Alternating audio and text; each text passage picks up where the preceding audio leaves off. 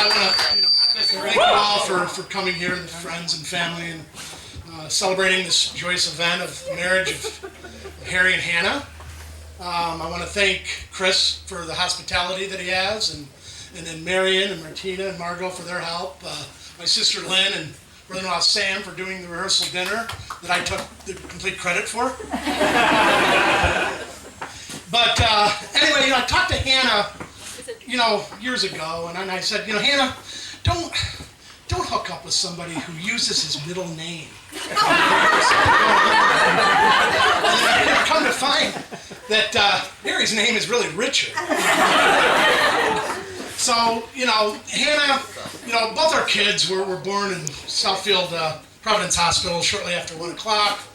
Dylan, first baby, pretty normal, mild-mannered baby, very mild-mannered, and then Hannah came along, and Marion had to have 2 epidurals. Hannah comes out screaming, but we're experts now. We have 2 kids, and we just want to get out of the hospital. So we're packing up, getting ready to go.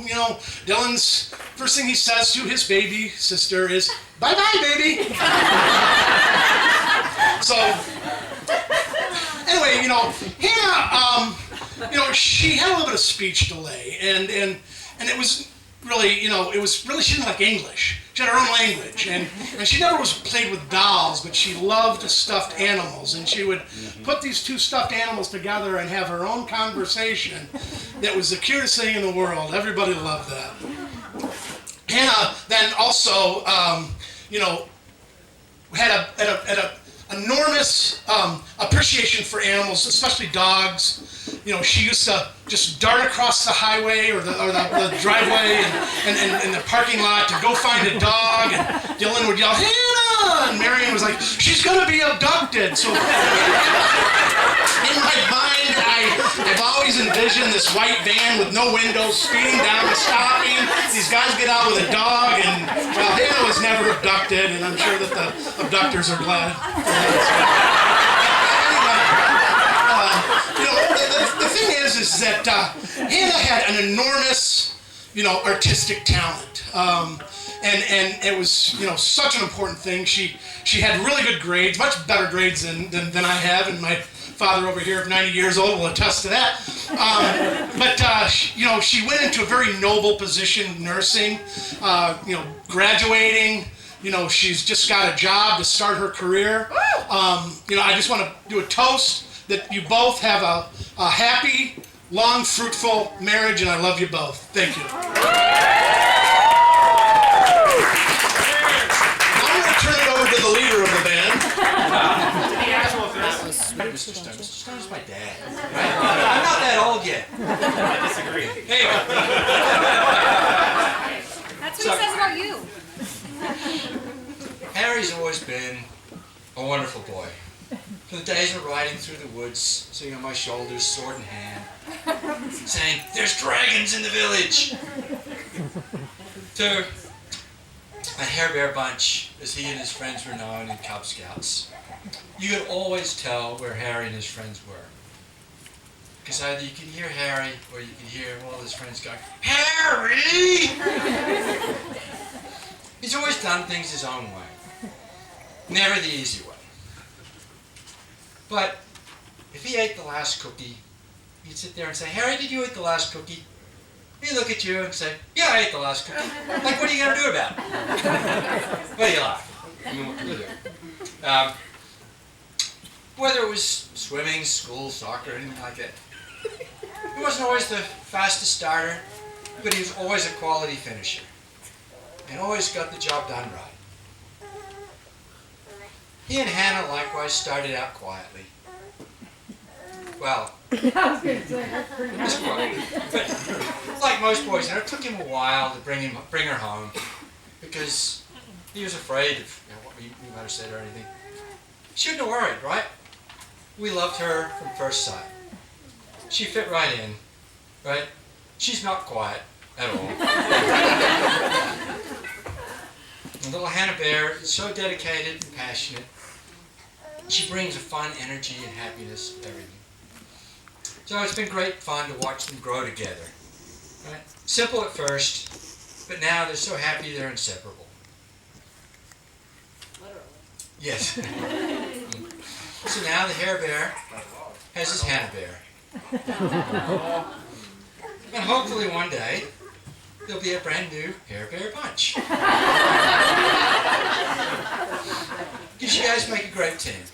And I know you'll be fantastic parents. We are all so proud of you. And we just want to wish you the very best on this day. Congratulations.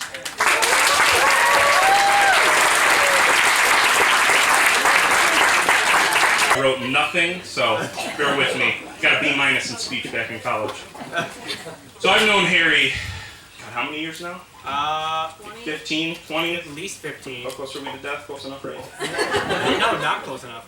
Not close enough, okay. 15. So I've known Harry for a long time. We never went to school together. We actually just started off playing soccer and taking down kids our age, the fun stuff. Through those experiences, I've learned that Harry is a very, very, very weird individual. Much like myself, we're like this rare breed. We like to be outside, we like to be inside. He's outlandishly nerdy in every way, whether it be building computers, watching anime that he doesn't understand, or throwing knives. It's what he does. And I love him for it. I don't know if he knows the axe throwing over there. There is axe throwing to our left, yes. So as I was driving here, I'm like, oh crap, I do have to give a speech. What am I going to say? I'm like, well, the only thing I'm really good at is Harry's best friend is roasting the literal heck out of him, so I'm going to go with the standard. So Mr. Jeff, Harry. There's a standard? There's a standard. God has no standards. There's no standards here. So Harry, being the weirdest person he is, I was like, Harry, you better clean up your act a little bit. No one's going to want you like this. And I'm like this for 10 years. I'm like, Harry, you are just the weirdest guy. And all of a sudden, Hannah shows up. And I'm like, okay.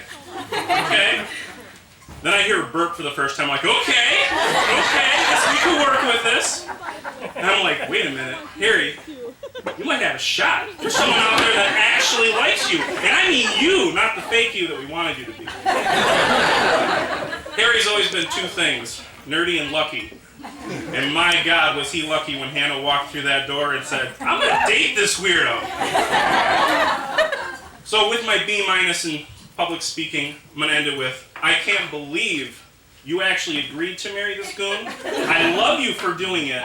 And Harry, if you mess this up, no, there is no second chance for you. 0 second chances. To Harry and Hannah. Ladies and gentlemen, that was the best man, Kyle Wickham. He's going to pass the microphone over to the woman in honor of this award. Give us some love, guys. It's a little shorter because I will probably cry. Sorry, don't touch me. Hello, everyone. I am honored to stand up here as my cousin's maid of honor today. Hannah is my baby cousin, but we were raised like sisters.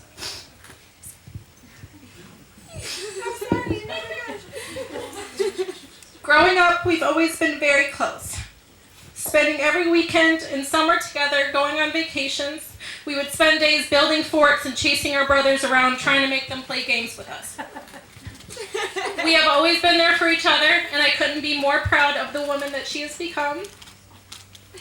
And now, as she begins this new chapter of her life, I know that she has found her perfect match in Harry. And from the moment she met him, I could see the joy and happiness that he has brought to her life.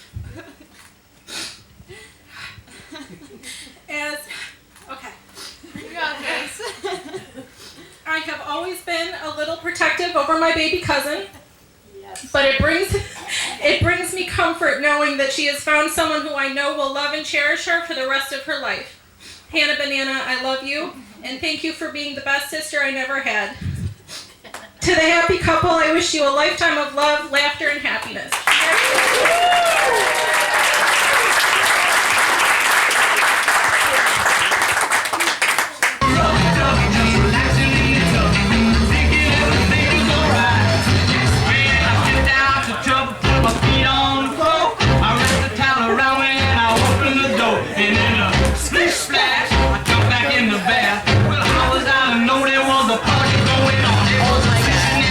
So cute.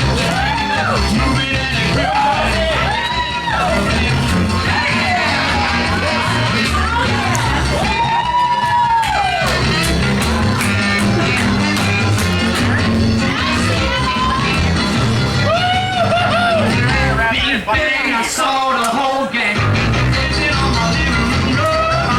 Yeah, you in the box, all the teens had the dancing like that. There was a lot of popularity. Even there too, with a big stash, forgot about the band. I even put my dancing shoes on.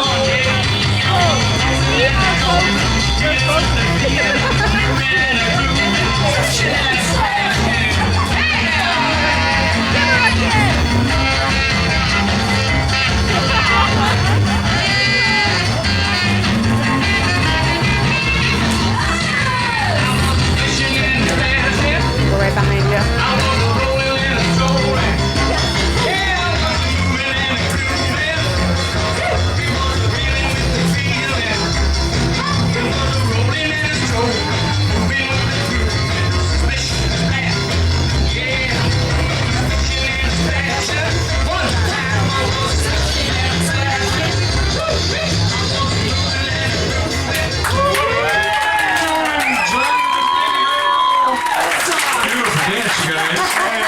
I'm like, I got it.